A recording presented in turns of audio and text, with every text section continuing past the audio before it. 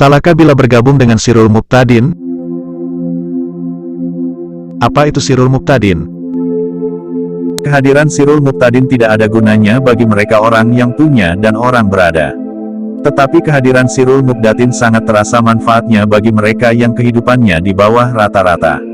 Ketika sakit mereka dijemput ambulans. Jenazah mereka juga diantar ambulans kalau keluarganya mau. Padahal modal mereka untuk membeli ambulans hanyalah 20.000 hingga 100.000. Tetapi bisa merasakan seperti memiliki ambulans sendiri.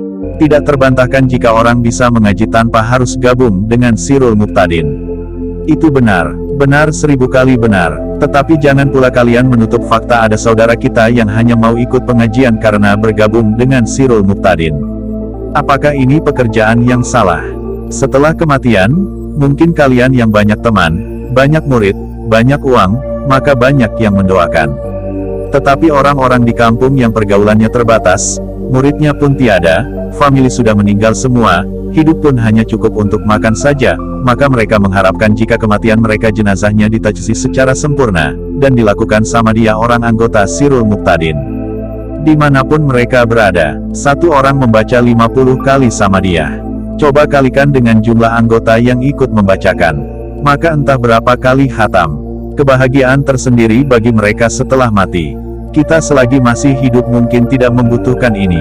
Ada yang mengatakan ngapain sama dia kepada orang-orang yang tidak kenal sama sekali. Maka jawabannya adalah pertanyaan untuknya.